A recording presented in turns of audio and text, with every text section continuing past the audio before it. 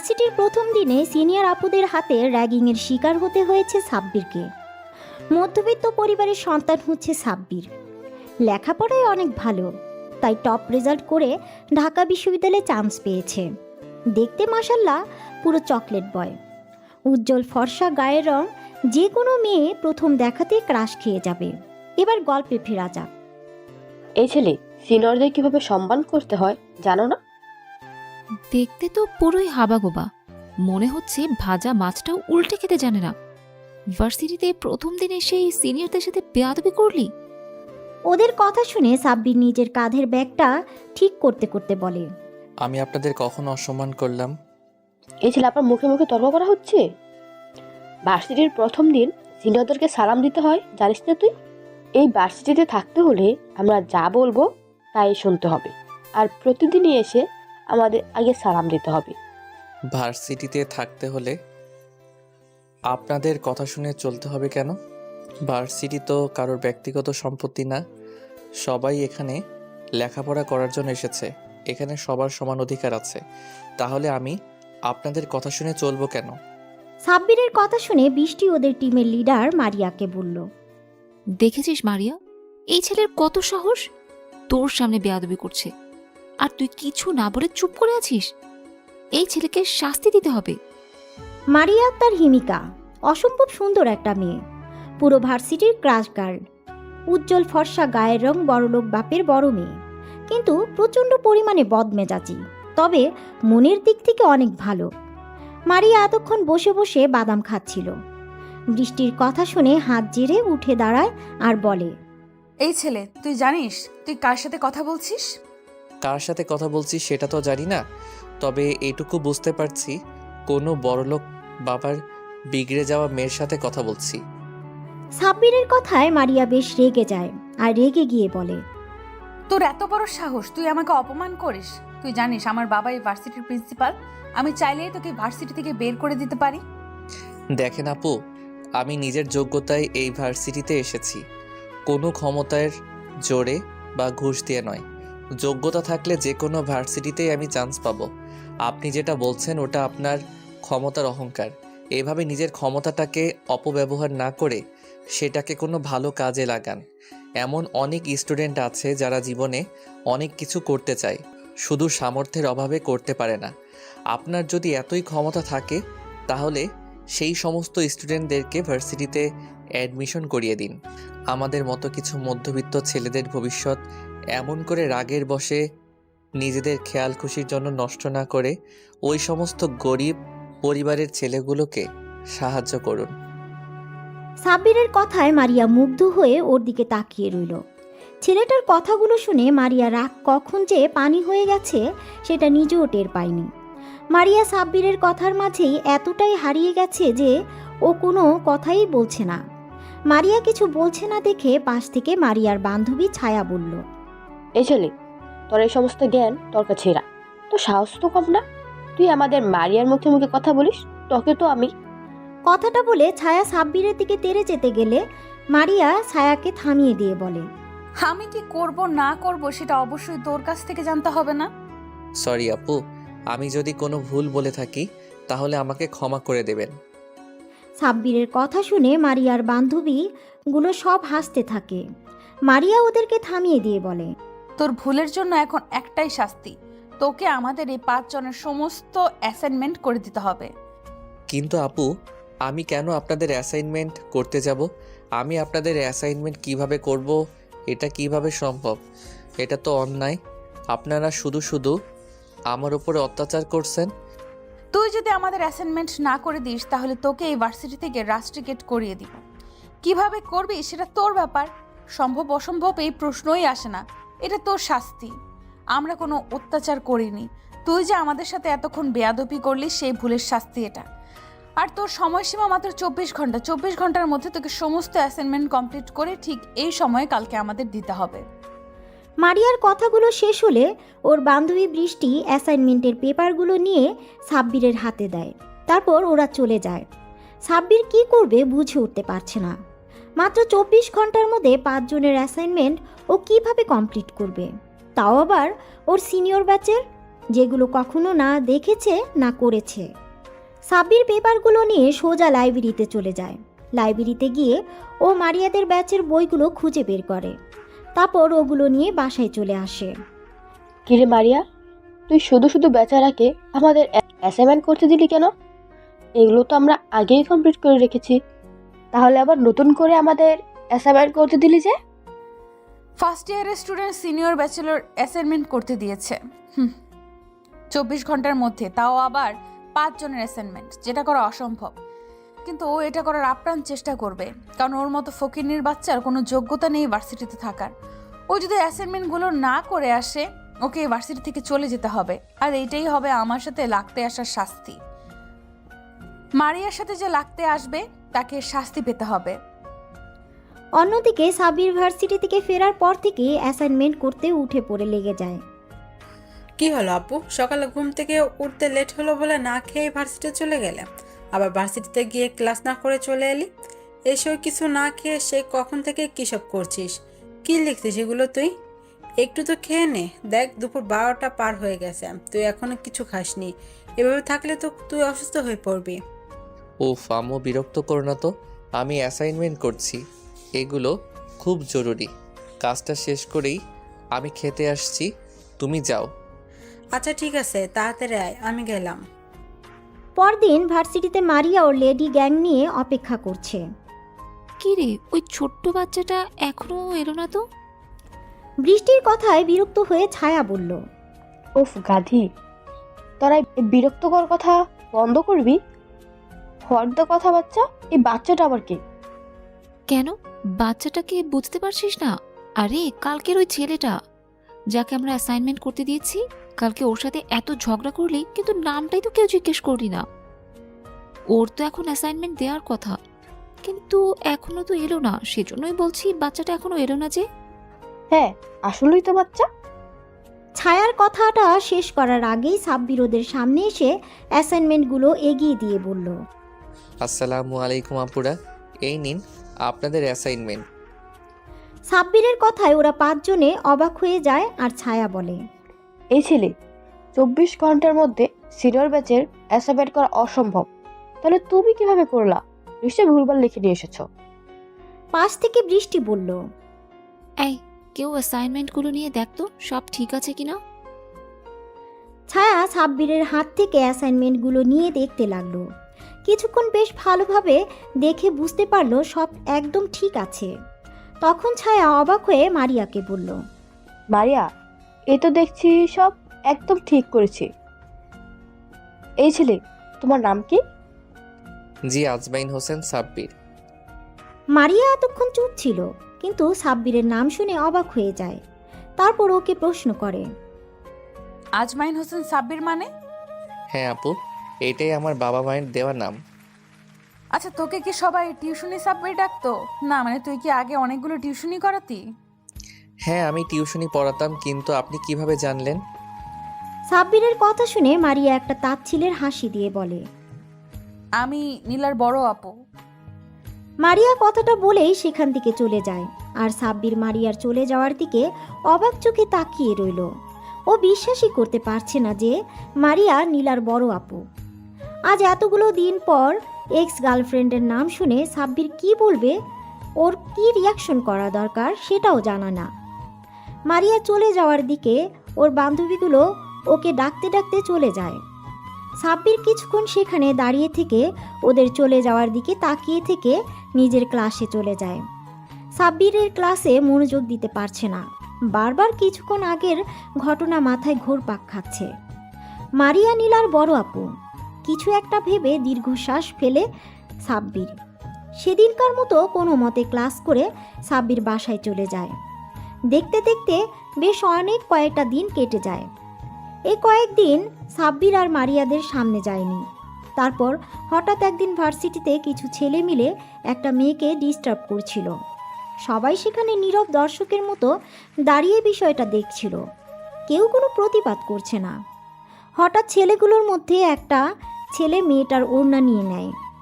দূর থেকে বিষয়টা সাব্বির লক্ষ্য করতেই রাগে ওর মাথাটা ফেটে যায়। সাব্বির ঝড়ের গতিতে ছেলেগুলোর সামনে গিয়ে ওড়না হাতে থাকা ছেলেটার বুকে একটা লাথি মেরে হাত থেকে ওড়নাটা নিয়ে মেয়েটাকে গড়িয়ে দেয়।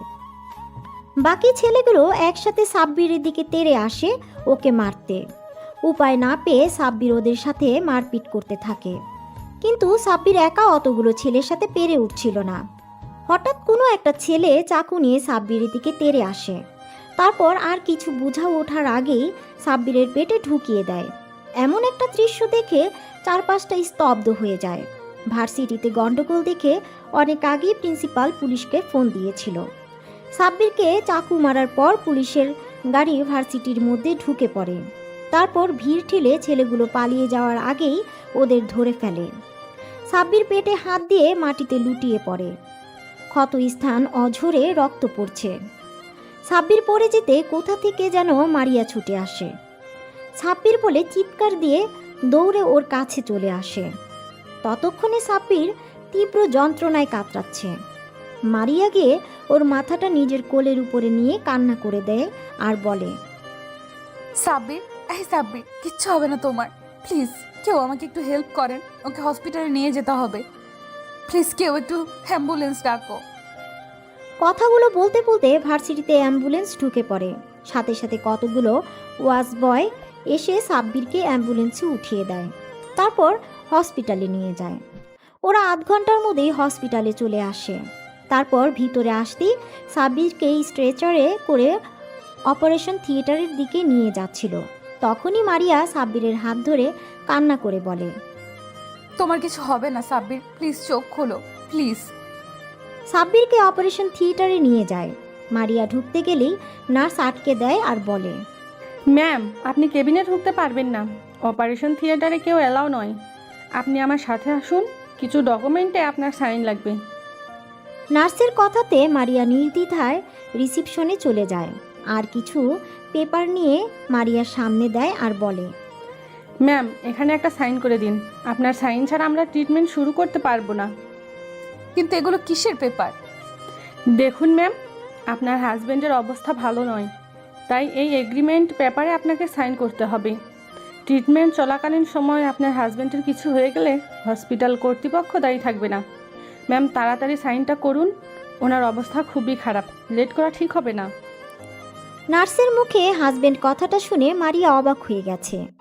তাও কিছু না ভেবেই পেপারে সাইন করে দিয়ে আবার দৌড়ে অপারেশন থিয়েটারের সামনে চলে যায়। মারিয়া হাউমাউ করে কান্না করছে। এর মাঝে মারিয়ার বান্ধবীরা চলে আসে। মারিয়াকে কান্না করতে দেখে ছায়া বলে, মারিয়া দোস্ত প্লিজ কান্না করিস না, দেখ সাব্বিরের কিচ্ছু হবে না। এবার সাব্বিরের আম্মু আব্বু কান্না করতে করতে হসপিটালে আসেন। ওদের সামনে এসে সাব্বিরের আম্মু কান্না করে মারিয়ার কাছে প্রশ্ন করে, সাব্বির, আমার সাব্বির, কি হয়েছে? সাব্বিরকে আম্মু তুমি কান্নাকাটি করো না, আমাদের ছেলের কিচ্ছু হবে না। আমার ছেলে অতটা দুর্বল না যে সামান্য একটু আঘাতে হেরে যাবে। তুমি এইভাবে কান্না করলে অসুস্থ হয়ে পড়বে। পরে তোমার ছেলে যদি দেখে তার জন্য কান্নাকাটি করে তুমি অসুস্থ হয়ে পড়েছ, তাহলে ছেলেটা অনেক কষ্ট পাবে। তুমি কান্নাকাটি বন্ধ করো। সাব্বিরের আব্বুর কথাতে আম্মুর কান্না বন্ধ করার বৃথা চেষ্টা করে। আম্মু এতক্ষণ মারিয়াকে খেয়াল করেনি। ওদেরকে দেখে আব্বু প্রশ্ন করে, আচ্ছা মামুনিরা, তোমরা কি সাব্বিরের ফ্রেন্ড? জি আঙ্কেল, আমরা সাব্বিরের ফ্রেন্ড। আচ্ছা, তোমরা বলতে পারবে আমার ছেলের এই অবস্থা হলো কিভাবে? মন্ত্রীর ছেলে আকাশ ভার্সিটিতে একটা মেয়েকে টিস করছিল, অসভ্যতামি করছিল। কেউ একটু প্রতিবাদও করেনি। সাব্বির ওখানে গিয়ে মেয়েটাকে প্রোটেক্ট করে, ওদের সাথে মারপিট করে। তখন ওদের মধ্যে থেকে একটা ছেলে সাব্বিরের পেটে চাকু ঢুকিয়ে দেয়। কোনো কিছু বোঝার আগেই সাব্বির মাটিতে লুটিয়ে পড়ে। কথাটা বলা শেষ হতে সাব্বিরের আম্মু আবারও কান্না শুরু করে দেয়। তখন মারিয়া আম্মুর কাছে গিয়ে সান্ত্বনা দিয়ে বলে, আন্টি, আপনি কান্না করেন না প্লিজ। আপনি কান্না করলে অসুস্থ হয়ে পড়বেন। দেখবেন আপনার ছেলের কিচ্ছু হবে না, ওর কিছু হতেই পারে না। আল্লাহর কাছে দোয়া করুন, আল্লাহ সব ঠিক করে দিবে। এরই মাঝে অপারেশন থিয়েটার থেকে একটা নার্স বেরিয়ে এসে বলে, এখানে পেশেন্টের বাসার লোক কে আছেন? নার্সের কথাতে সবাই নার্স সামনে আসে। আম্মু অস্থির হয়ে নার্সকে জিজ্ঞাসা করে, আমার সাব্বির কিছু হয়নি তো? ও ঠিক আছে? ও ঠিক হয়ে গেছে তো? অসুস্থ হয়ে গেছে তাই না? আমাকে একটা বার আমার কলেজার টুকরার কাছে যেতে দিন প্লিজ। আমি আমার সাব্বিরের কাছে যাব। ম্যাম আপনি শান্ত হন, পেশেন্টের অবস্থা খুবই খারাপ। ইমিডিয়েটলি ও পজিটিভ ব্লাডের প্রয়োজন। আমাদের ব্লাড ব্যাংকে এখনও পজিটিভ ব্লাড নেই। আপনারা জলদি ব্লাডের ব্যবস্থা করেন প্লিজ। নার্সের কথা শুনে সাব্বিরের আব্বু বলল, আমার রক্ত ও পজিটিভ, কিন্তু আমার সুগার আছে। এসব কথার মাঝে আম্মু অস্থির হয়ে বলে, আমার রক্ত নিন, যত রক্ত লাগে নিন, তবু আমার সাব্বিরকে আমার কাছে ফিরিয়ে দিন। সাব্বিরের আম্মু, তুমি কান্না থামাও। আমাদের ছেলের কিচ্ছু হবে না। তুমি ওকে কি করে রক্ত দেবে? তোমার রক্তের সাথে ওর রক্তের মিল নেই। দেখুন এসব বললে তো হবে না, রক্ত না পেলে পেশেন্টকে বাঁচানো যাবে না। ওদের কথা শেষ হতেই মারিয়া বলে, নার্স, আমার রক্তের গ্রুপ ও পজিটিভ। আমার সব কিছু নর্মাল। যত রক্ত লাগে আমার শরীর থেকে নিয়ে নিন। আপনি তাড়াতাড়ি ভিতরে আসুন। নার্স মারিয়াকে নিয়ে ভিতরে চলে যায়। শরীর থেকে 2 ব্যাগ রক্ত নেওয়া হয়। রক্ত দেওয়ার শেষে মারিয়া দাঁড়ানোর চেষ্টা করলে মাথা ঘুরে পড়ে যেতে নেয়। তখন নার্স ওকে ধরে শুয়ে দিয়ে বলে, আরে আরে আপনি উঠছেন কেন? শুয়ে কিছুক্ষণ রেস্ট নিন। নার্স বেরিয়ে গেলে সাব্বিরের আব্বু আম্মু মারিয়ার কেবিনে ঢুকে। আম্মু মারিয়ার সামনে বসে ওর একটা দুহাত হাতের মুঠোয় নিয়ে বলে, তুমি আজকে আমার ছেলের জন্য যা করলে এই ঋণ আমি কখনো শোধ করতে পারবো না মা। ছি ছি, আন্টি কি বলছেন এগুলো? এটা আমার কর্তব্য, এইভাবে বলবেন না। তোমার জন্য আজকে আমি আমার ছেলেকে ফিরে পেয়েছি। তোমার এই ঋণ আমি কিভাবে যে শোধ করব? এই মা, আন্টি কি বলছেন এগুলো? আমার কিচ্ছুর প্রয়োজন নেই। সাব্বির এখন সুস্থ আছে, তাতেই আমি খুশি। তুমি অনেক লক্ষ্যে একটা মেয়ে। তোমার কখনো যদি মনে হয় এই মায়ের থেকে কোনো কিছুর প্রয়োজন, তাহলে তুমি আমাকে অবশ্যই বলবে। আচ্ছা আন্টি। ওদের কথা শেষ হতে সাব্বিরের আব্বু মারিয়ার মাথার উপর হাত রেখে বলে, দোয়া করি মা, তুমি অনেক সুখী হও। আব্বুর কথায় মারিয়া মুচকি একটা হাসি দেয়। ওরা আরও কিছুক্ষণ কথা বলে। এর মাঝে নার্স এসে বলে সাব্বিরের জ্ঞান ফিরেছে। কথাটা শোনার সাথে সাথে মারিয়া ছুটে কেবিন থেকে বেরিয়ে সাব্বিরের কেবিনে চলে যায়। মারিয়ার এভাবে ছুটে যাওয়া দেখে সাব্বিরের আব্বু আম্মু অবাক হয়ে তাকিয়ে থাকে, কিন্তু বিষয়টা নিয়ে খুব একটা ভাবে না। তারপর ওরা সবাই সাব্বিরের কেবিনে গিয়ে দেখে ও মিটমিট করে তাকাচ্ছে। মারিয়া গিয়ে সাব্বিরের পাশে বসে। ওর একটা হাত হাতের মধ্যে নিয়ে বলে, তোমার এখন কেমন লাগছে? সাব্বির চোখ খুলে মারিয়াকে পাশে দেখে অবাক হয়ে যায়। পরক্ষণে আবার চারপাশে তাকিয়ে দেখে মারিয়ার বান্ধবী সহ ওর আব্বু আম্মু সেখানে দাঁড়িয়ে আছে। সাব্বিরের আব্বু আম্মুর দিকে তাকাতেই ওরা কাছে এসে দাঁড়ায়। আম্মু সাব্বিরের অন্য হাত ধরে কান্না করে দেয় আর বলে, তাকে কতবার বলেছি এসব মারপিট আর ঝামেলার মধ্যে জড়াবি না। তুই কখনো আমার কথা শুনবি না, সব সময় মারপিটের ভেতরে থাকবি। আজকে যদি তোর কিছু হয়ে যেত তাহলে আমাদের কি হতো? আমরা কি নিয়ে বাঁচতাম? তুই ছাড়া আমাদের আর কি আছে বল? আজকে যদি এই মেয়েটা না থাকতো, তোকে আমি কখনোই ফিরে পেতাম না। সাব্বিরের আম্মুর কথা শুনে মারিয়ার দিকে তাকায় আর প্রশ্ন করে, আম্মু কি বলছো তুমি এগুলো? আমি তো কিছুই বুঝতে পারছি না। উনি আমাকে বাঁচিয়েছে মানে? মেয়েটাই তোকে হাসপাতাল এনেছে, আমার 2 ভাগ রক্ত দিয়ে আজকে তোকে বাঁচিয়েছে। ওই তো তোকে হাসপাতাল নিয়ে এসেছে। আজকে যদি ও না থাকতো তাহলে কি যে হতো ভাবাই যাচ্ছে না। এটা ভাবতে আমার অন্তরাত্মা কেঁপে উঠছে। এরপর থেকে তুই কখনো যদি মারপিটে করিস তাহলে আমাকে আর কখনো আম্মু বলে ডাকবি না। তুই আজকে আমাকে কথা দে, তুই আর কখনো মারপিটের ভিতরে যাবি না। ওর আম্মুর কথা শুনে মারিয়ার দিকে তাকায় আর ওর আম্মুকে উত্তর দেয়, আম্মু, আমি কথা দিলাম আর কখনো মারামারি ভিতরে যাব না। ওদের কথা শেষ হতে মারিয়া সাব্বিরের আম্মুকে বলে, আন্টি আপনি সাব্বিরের কাছে থাকেন, আমি বাসায় গেলাম। বাসায় ফিরতে লেট হলে আব্বু অনেক টেনশন করবে। আচ্ছা মা, তুমি যাও। আর হ্যাঁ, কখনো যদি কিছু সাহায্যের প্রয়োজন হয় তাহলে অবশ্যই আমাকে বলবে। আম্মুর কথার পরিবর্তে মারিয়া মুচকি একটা হাসি দেয়। তারপর চলে যাওয়ার সময় মারিয়ার বান্ধবীগুলো সবাই সাব্বিরের সাথে কথা বলে যায়। সবাই চলে যেতেই সাব্বির কিছু একটা ভেবে মুচকি একটা হাসি দেয়। আব্বু আম্মু ওকে এমন করে হাসতে দেখে ভ্রু কুচকে জিজ্ঞাসা করে, কি হলো আব্বু, তুই হাসছিস কেন? না না, কিছু না তো, এমনি। আচ্ছা আব্বু, একটা কথা জিজ্ঞেস করব? আম্মু, তুমি আমাকে কিছু জিজ্ঞেস করবে, তার জন্য পারমিশন নিতে হবে? তুমি নিশ্চিন্তে আমাকে বলো কি বলতে চাও। আব্বু, তুই কি মেয়েটাকে ভালোবাসিস? আম্মুর মুখে এরকম কথা শুনে সাব্বির অবাক হয়ে আম্মুর দিকে তাকিয়ে বলে, আম্মু, কী সব বলছো?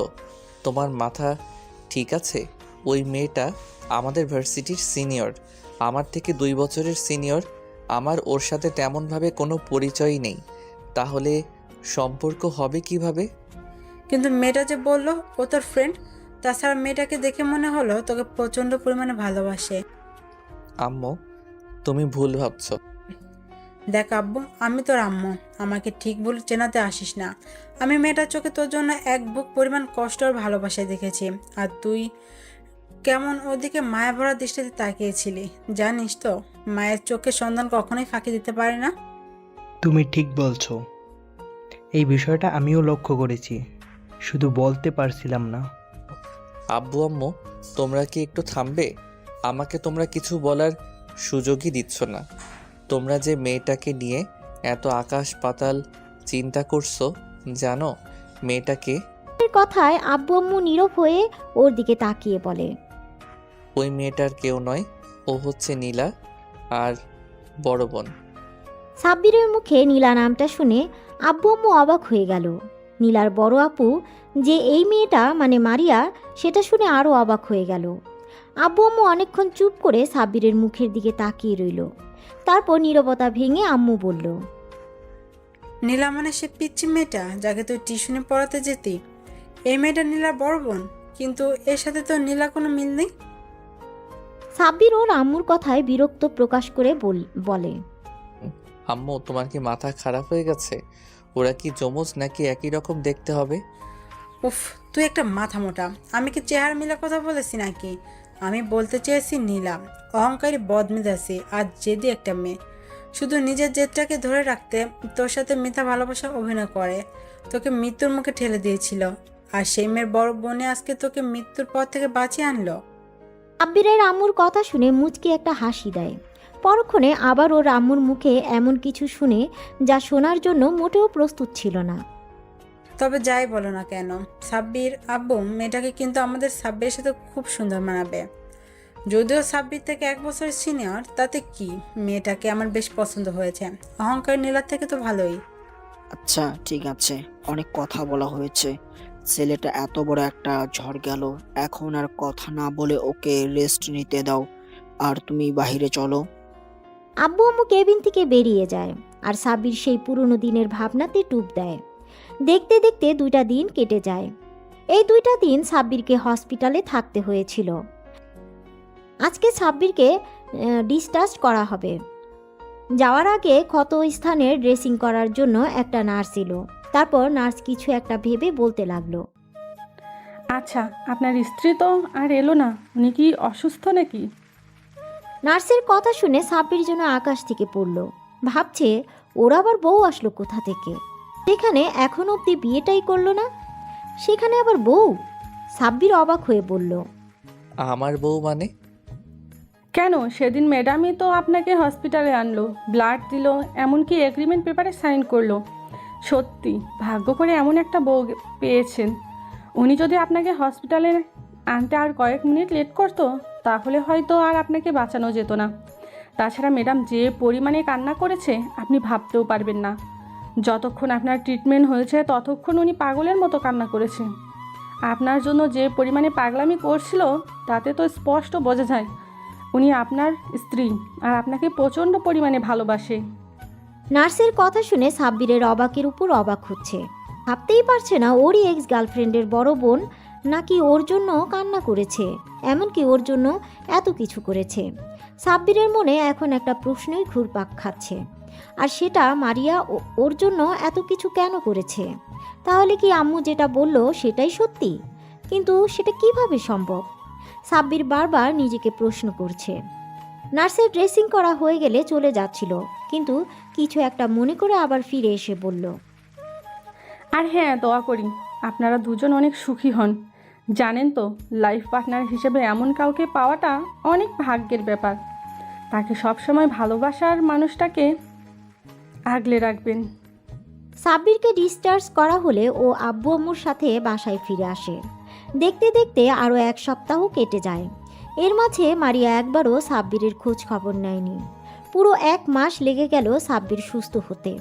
আর সুস্থ হতে ভার্সিটিতে যাবে বলে ঠিক করে। সাব্বির রেডি হয়ে আম্মুকে বলে ভার্সিটির উদ্দেশ্যে বেরিয়ে পড়ে। তারপর ক্যাম্পাসে এসে সাব্বির বারবার এদিক ওদিক মারিয়াকে খুঁজছিল। কেন জানি না, সাব্বির এই 1টা মাস মারিয়াকে অনেক মিস করেছে। বারবার শুধু মারিয়ার মায়াবী মুখ ওর চোখের সামনে ভেসে উঠেছে। অনেকক্ষণ মারিয়াকে খুঁজেও যখন পেল না, তখন হতাশ হয়ে ক্লাসে চলে যায়। তারপর ক্লাস করতে থাকে। অন্যদিকে কি রে মারিয়া, আজ এতদিন পর সাব্বির ভার্সিটিতে আসলো আর তুই একটা বার ছেলেটার সাথে দেখা করলি না? এই কয়টা দিন তো পাগল হয়ে গিয়েছিলি ওকে দেখতে না পেয়ে, আর আজকে যখন ও এসেছে একটা বার ওর সামনেও যাচ্ছিস না।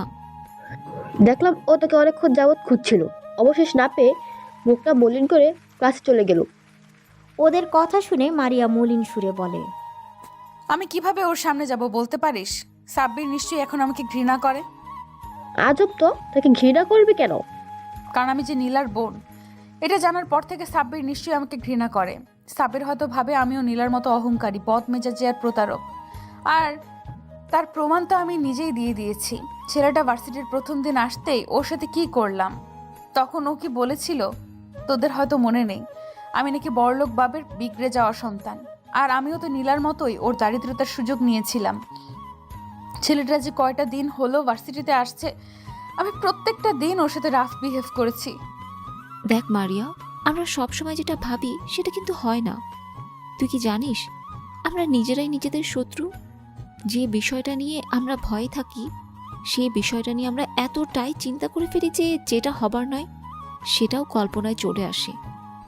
তারপর সেটার সম্মুখীন হবার সাহসও হয় না আমাদের। এভাবে ভুলভাল চিন্তাভাবনা বাদ দিয়ে সাব্বিরের সাথে দেখা করে কথা বল। ছেলেটার উপর দিয়ে এতটা ধকল গেছে, ওকে জিজ্ঞেস কর এখন কেমন আছে। ওকে একটু সময় দে। আর তোর জন্য যদি ওর মনে কোনো নেগেটিভ চিন্তাভাবনা থাকে তাহলে সেটা দূর করার চেষ্টা কর। ভার্সিটিতে এসেই ও প্রথমে তোকে খুঁজছিল, আর তুই ওকে এড়িয়ে যেতে চাইছিস। বৃষ্টির কথাগুলো মারিয়া মনোযোগ দিয়ে শুনল। তারপর নিজের মনকে প্রশ্ন করল, বৃষ্টি ঠিকই বলছে, আমার একবার সাব্বিরের সামনে গিয়ে ওর সাথে কথা বলা দরকার। অন্যদিকে সাব্বিরের ক্লাসগুলো শেষ হলে ও ক্যান্টিনের দিকে যাচ্ছিল। তখনই বৃষ্টি আর ছায়া এসে ওর সামনে দাঁড়ায় আর বলে, এই শোন মারিয়া, তোকে ভার্সিটির পেছন দিকে লেকের পাড়ে যেতে বলেছে। মারিয়া নামটা শুনে সাব্বিরের মুখে হাসির রেখা ফুটে ওঠে। তখন ও বলে, মারিয়া আপু আমাকে ডেকেছে, কিছু বলবে আমাকে? তোর সমস্যা কি বলতো? এত বেশি বুঝিস কেন সব বিষয়ে? তোকে না বললাম মারিয়া ডাকছে, তুই সেখানে না গিয়ে আমাদের প্রশ্ন করছিস। যে ডেকেছে তার থেকে শোন। সাব্বির আর এক মুহূর্ত সেখানে না থেকে ওখান থেকে ছুটে ভার্সিটির পেছনের দিকে লেকের পাড়ে চলে আসে। আসতেই খেয়াল করে মারিয়া একটা বেঞ্চে বসে আছে। মারিয়ার কোমর ছাড়িয়ে লম্বা চুলগুলো এলোমেলো বাতাস অবাধ্য বিচরণ করছিল। এতদিন পর মারিয়াকে দেখে সাব্বির একটা ঘোরের মধ্যে চলে যায়। ও গুটি গুটি পায়ে হেঁটে মারিয়ার পাশে গিয়ে বসে পড়ে। এতগুলো দিন পর সাব্বিরকে দেখে মারিয়ার ভেতরে অজানা শিহরণ খেলে গেল। মারিয়ার বুকের মাঝে নীল সমুদ্রের উথাল পাথাল ঢেউ বইতে শুরু করলো। মারিয়া লজ্জা মিশ্রিত এক চাহনিতে সাব্বিরের দিকে তাকায়। দেখে সাব্বির একটা ঘোর লাগা দৃষ্টিতে ওর দিকে তাকিয়ে আছে। সাব্বিরের নেশালো চাহনিতে মারিয়ার লজ্জাটা বেড়ে দ্বিগুণ হয়ে গেল। মারিয়া লজ্জা পেয়ে চোখ জোড়া নামিয়ে নিয়ে হালকা কাশি দেয়। কাশির আওয়াজে সাব্বিরের ঘোর কাটে আর আমতা আমতা করে বলে, মানে না, আসলে কেমন আছেন আপু? মারিয়া লজ্জা পেলেও সাব্বিরের মুখে আপু ডাকটা কেন জানি সহ্য করতে পারল না। মারিয়া রেগে আগুন হয়ে গেল আর বলল, ওই কুত্তা, বান্দর, বিলাই, হনুমান, হাতি, গন্ডার, মাথা মোটা, খাটাস, উল্লুক, ফাল্লুক, আমি তোর কোন জন্মের আপু?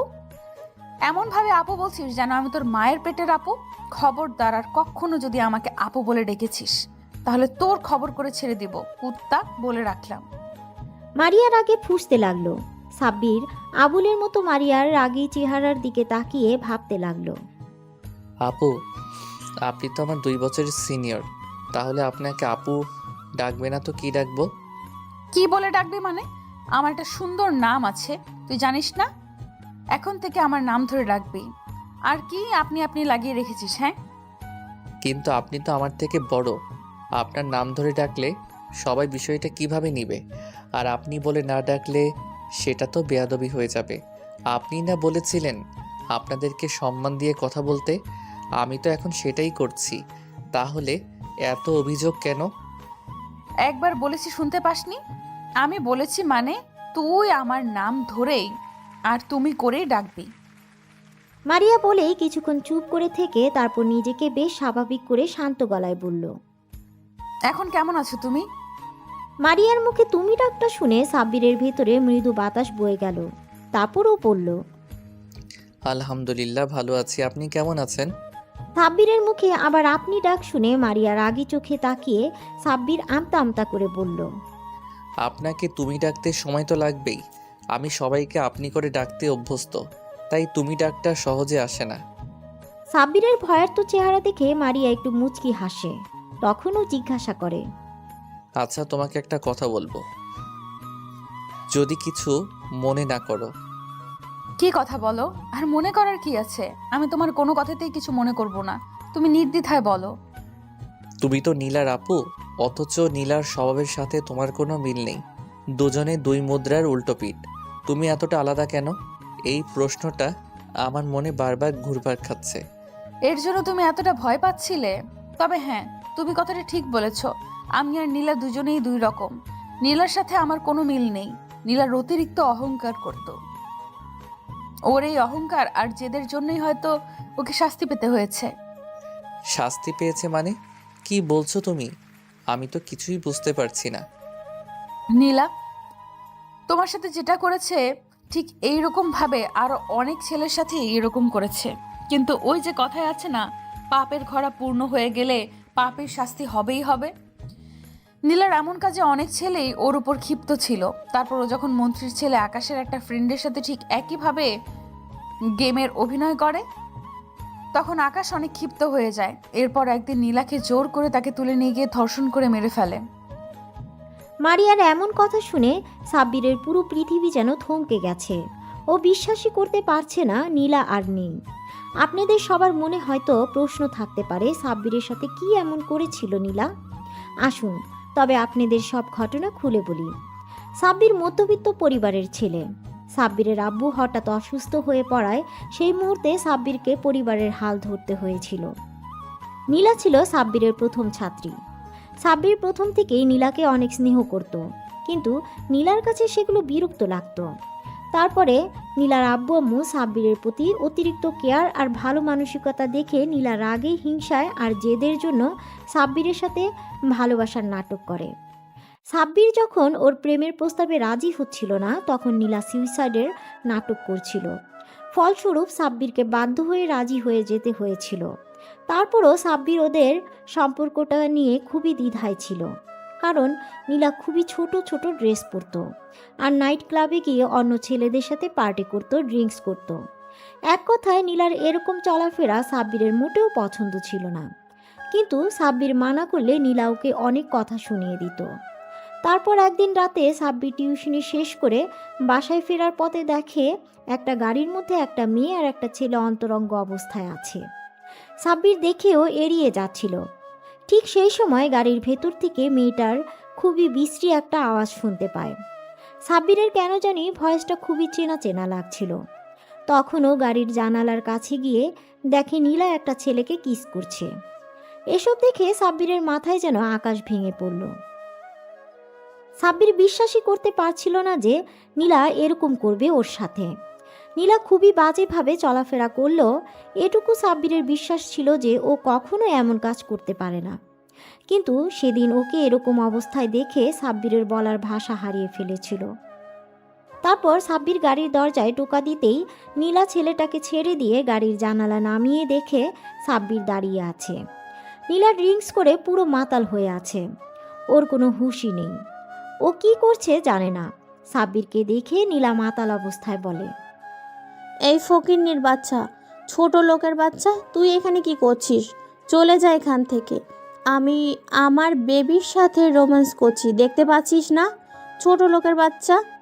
নীলার মুখে এমন কথা শুনে আর চোখের সামনে এসব দৃশ্য দেখে সাব্বির আর নিজেকে কন্ট্রোল করতে পারে না। সাব্বিরের চোখ দিয়ে দু ফোঁটা পানি গড়িয়ে পড়ে। সাব্বিরের চোখের কোণে জমে থাকা পানিটা মুছে নিয়ে চলে যায় আর নীলা ওকে বকা দিতে থাকে। ওই ঘটনার পর বেশ কয়েকটা দিন কেটে যায়। সাব্বির আর নীলার সাথে দেখা করেনি আর ওকে টিউশনিও পড়াতে যায়নি। সাব্বির যোগাযোগ করছে না দেখে নীলার মধ্যে কোনো চিন্তা ভাবনা নেই। নীলার আম্মু প্রতিদিনই সাব্বিরের খোঁজ করে সাব্বির কেন টিউশনি করাতে আসছে না। নীলার আম্মু সাব্বিরকে ফোন দিয়ে টিউশনি পড়াতে আমার জন্য অনেক রিকোয়েস্ট করে। আর সেই মুহূর্তে সাব্বিরের টাকার প্রয়োজন ছিল আব্বু ট্রিটমেন্টের জন্য। সাব্বির বাধ্য হয়ে নীলাদের বাসায় যায়। সাব্বির নীলার আম্মুর সাথে বেশ কিছুক্ষণ কুশল বিনিময় করে নীলাকে পড়ানোর জন্য ওর রুমে যায়। নীলার রুমে আসতেই ও ভদ্র মেয়ের মতো পড়তে বসে। পড়া শেষ হতেই যখনই সাব্বির চলে আসতে যাবে তখনই নীলা পেছন থেকে সাব্বিরের হাত ধরে বলে, কি হলো, তুমি চলে যাচ্ছ কেন? আর তুমি এই কদিন আমার সাথে কথা বলনি কেন? আমার খোঁজও নেওনি কেন বেবি? নীলার মুখে এই সমস্ত কথা শুনে সাব্বির তাচ্ছিলের একটা হাসি দিয়ে বলে, আমি বামন হয়ে চাঁদ ধরতে পারি না, তাই এই সম্পর্কটা আমার পক্ষে রাখা সম্ভব না। তাছাড়া তোমার তো প্রেমিকের অভাব নেই। তোমার শরীরের খিদে মেটানোর জন্য অনেকেই আছে, সেটা আমি সেদিন নিজের চোখেই দেখেছি। সেদিন গাড়িতে থাকো আর কোনো কথা বলতে চাই না। ভালো থাকবে তুমি।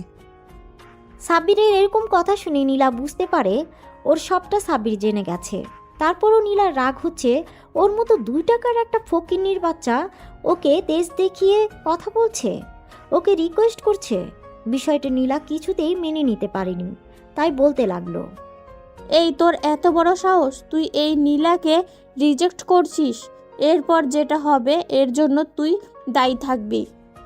নীলার কথা শুনে সাব্বির বলে, আপনি তো আমার অনেক বড় উপকার করেছেন। এরপর থেকে হয়তো দ্বিতীয়বার আর কাউকে বিশ্বাস করতে পারবো না। আমার ভাগ্যে যেটা আছে সেটা হবেই। আপনাদের সামান্য কথায় আমার কিছু যায় আসে না। ভালো থাকবেন আর ধন্যবাদ সব কিছুর জন্য। সাব্বির বাসা থেকে বেরিয়ে পড়ে আর যাওয়ার আগেই নীলার আম্মুকে বলে ও আজ থেকে নীলাকে পড়াতে আসবে না। নীলার আম্মু বারবার ওকে জিজ্ঞাসা করলেও সাব্বির কিছু না বলেই চলে যায়। তারপর 2-3 দিন পর সাব্বির টিউশনি পড়িয়ে বাসায় আসছিল। ঠিক সেই মুহূর্তে একটা মেয়ে সাব্বিরের সামনে এসে বলে, ভাইয়া প্লিজ হেল্প করেন, প্লিজ ভাইয়া, আমার বান্ধবীকে কিছু ছেলে তুলে নিয়ে গেছে। মেয়েটির কথা শুনে সাব্বির বলে, ভয় পেও না আপু, আমি হেল্প করব তোমাকে। ওরা কোনো দিকে নিয়ে গেছে, আমাকে বলো। কথাগুলো বলে মেয়েটা সাব্বিরকে নিয়ে একটা পুরাতন গোডাউনের দিকে নিয়ে যায়। তারপর সেখানে যেতেই সাব্বির অবাক হয়ে যায়, কারণ গোডাউনের ভিতরে কেউ ছিল না। ভেতরে আসতেই মেয়েটা খুব বিশ্রীভাবে হাসতে থাকে। কি হলো আপু, তুমি এভাবে হাসছো কেন? এখানে তো কেউ নেই। আর তুমি না বললে তোমার বান্ধবীকে কারা এখানে নিয়ে আসছে? তাহলে তুমি আমাকে মিথ্যে বলে এখানে নিয়ে আসলে কেন?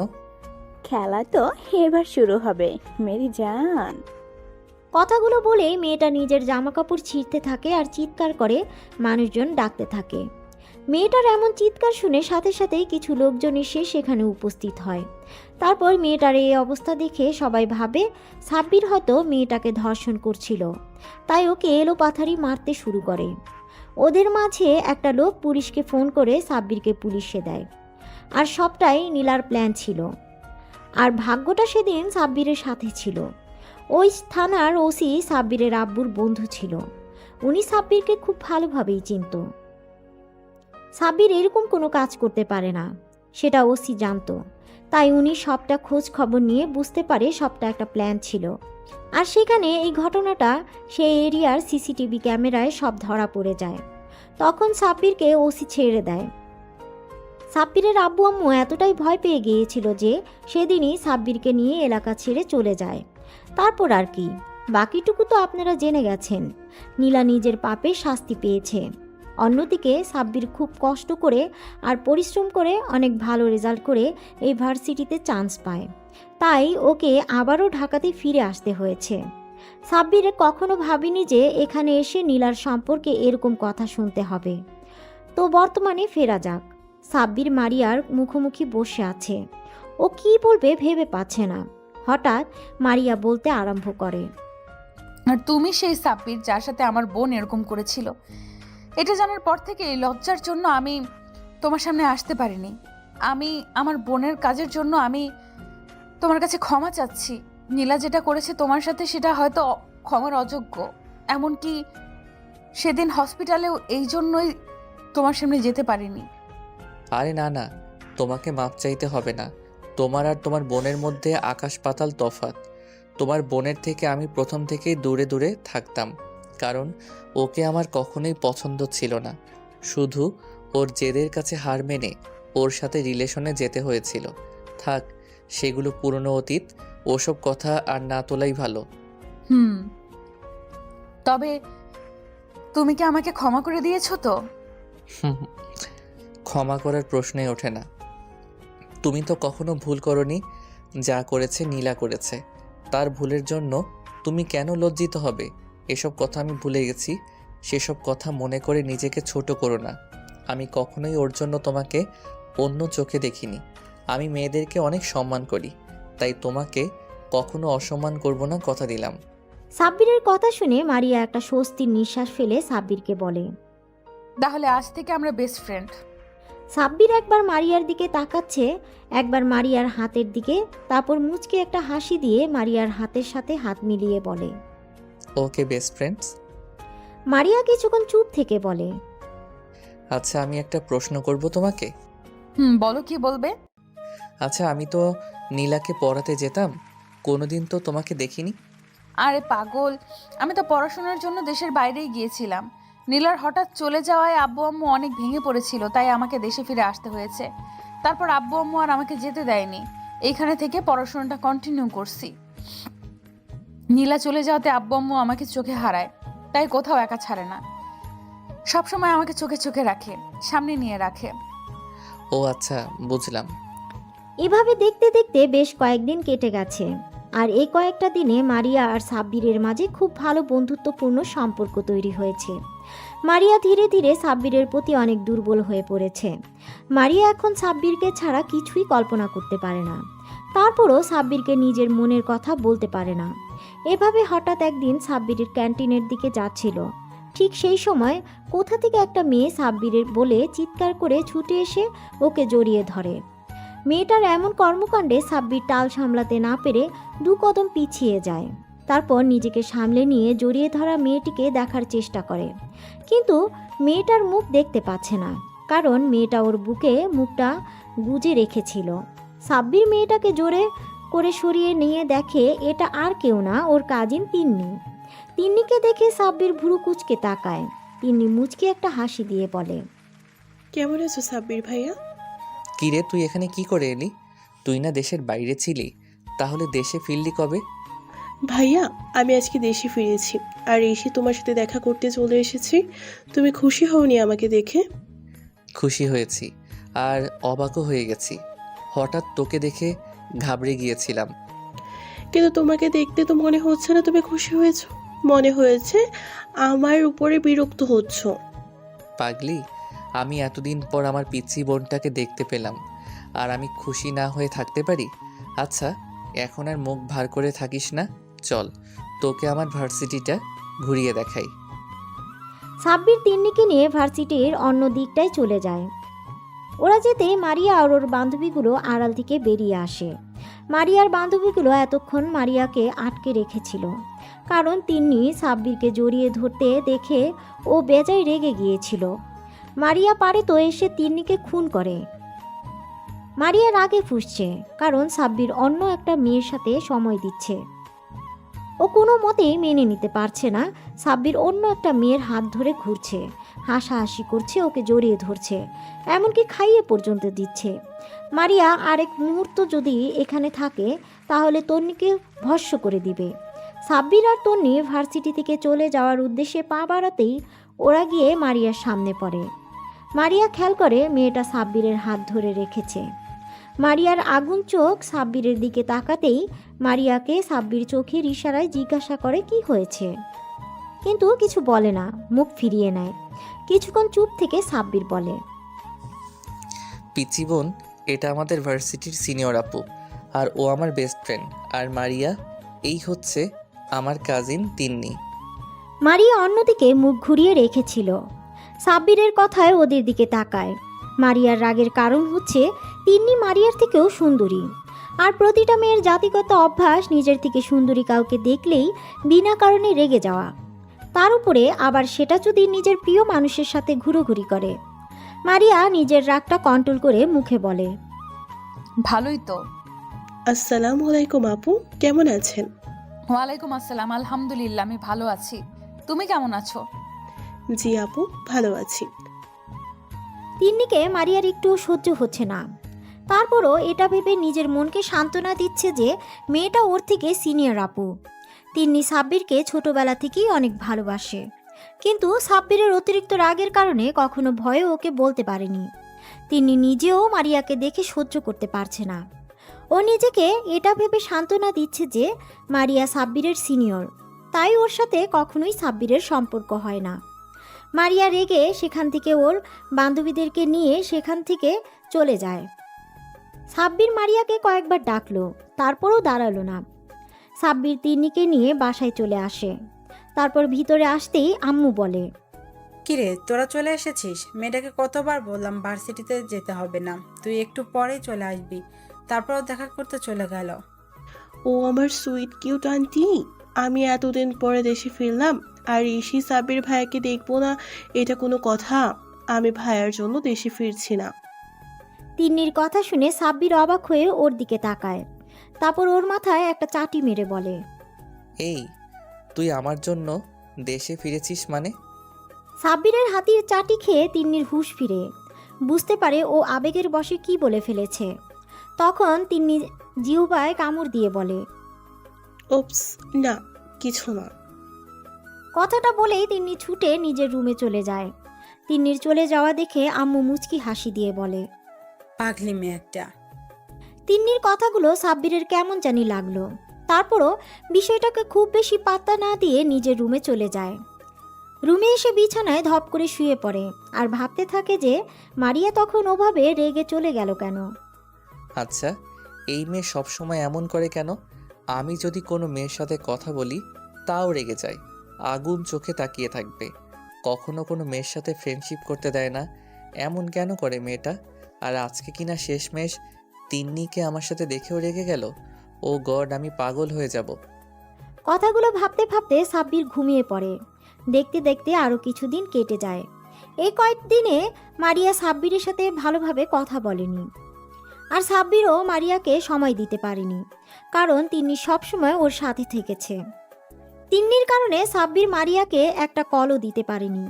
কয়েকটা দিন পর ঘটনা, সাব্বির সেদিন ক্লাস করছিল, তখন প্রিন্সিপাল স্যার এসে বলে, অ্যাটেনশন প্লিজ, সবার উদ্দেশ্যে বলা হচ্ছে, আগামী পরশুদিন আমাদের ভার্সিটি থেকে দুটো ব্যাচকে ট্যুরে নিয়ে যাওয়া হবে। তোমাদের ব্যাচ আর তোমাদের সিনিয়র একটা ব্যাচকে সিলেক্ট করা হয়েছে। সময় হাতে কম, তাই ডিটেলস জানতে হলে অ্যাকাউন্টস থেকে জেনে নেবে। দুদিনের ট্যুর হবে আর তোমাদের সবাই ফ্যামিলি থেকে যে কোনো একজন মেম্বারকে সাথে করে নিয়ে যেতে হবে। যারা যেতে চাও তারা ফর্মালিটিসগুলো পূরণ করে নেবে। কথাগুলো বলে প্রিন্সিপাল চলে গেলে আর সাব্বির বেশ খুশি হয়ে যায়। ক্লাস শেষ করে সাব্বির বাইরে আসতেই মারিয়া ওর সামনে আসে আর জিজ্ঞাসা করে, সাব্বির, তুমি কি ট্যুরে যাচ্ছ? হ্যাঁ যাব তো, কেন তুমি যাবে না? হ্যাঁ, আমিও যাব। মারিয়া বেশ কিছুক্ষণ চুপ থেকে ওর না আঙুলে পেঁচাতে পেঁচাতে আমতা আমতা করে বলল, আসলে মানে না, ওই হয়েছে কি, এমন সাপের মতো মোচড়ামোচড়ি করছো কেন? কি বলবে বলো? আমি কি কখনো তোমাকে কোনো বিষয়ে বকা দিয়েছি যার জন্য এমন ভয় পাচ্ছ বলতে? না মানে তোমার পাশের সিটটা আমার জন্য রাখবে, অন্য কাউকে বসতে দিবে না। মারিয়া কথাটা বলেই লজ্জা পেয়ে মাথা নিচু করে নেয়। এই সামান্য বিষয় নিয়ে তুমি এমন আমতা আমতা করছো, এতে এত সংকোচ করার কি আছে? তুমি আমার ফ্রেন্ড, তুমি আমার পাশে বসতেই পারো। সাব্বিরের কথা শুনে মারিয়া বেশ খুশি হয়ে যায় আর খুশির ঠেলায় হুট করে সাব্বিরকে জড়িয়ে ধরে গালে কিস করে দেয়। মারিয়ার কর্মকাণ্ডে সাব্বিরের চোখ বড় বড় করে মারিয়ার দিকে তাকায় আর তাতেই মারিয়া লজ্জা পেয়ে যায়, বুঝতে পারে কি করেছে। অতিরিক্ত খুশিতে এমন একটা কাজ করে ফেলেছে, কিন্তু এখন সাব্বিরকে কিভাবে বোঝাবে। মারিয়া লজ্জা পেয়ে দৌড়ে সেখান থেকে পালিয়ে যায় আর সাব্বির ওদিক এদিক তাকিয়ে মাথা চুলকাতে চুলকাতে মুচকে একটা হাসি দিয়ে চলে যায়। দুদিন পর সাব্বির ট্যুরে যাওয়ার জন্য বাসে উঠে সিটে বসে আসে। সাব্বির আজকে মন খারাপ। আচ্ছা, আপনারা হয়তো ভাবছেন কেন ওর মন খারাপ, সবই বুঝতে পারবেন। তো যাওয়ার সময় হয়ে আসলে মারিয়া এসে সাব্বিরের পাশে বসতে গেলে তখনই কোথা থেকে তিন্নি এসে মারিয়াকে সরিয়ে দিয়ে সাব্বিরের পাশে বসে পড়ে।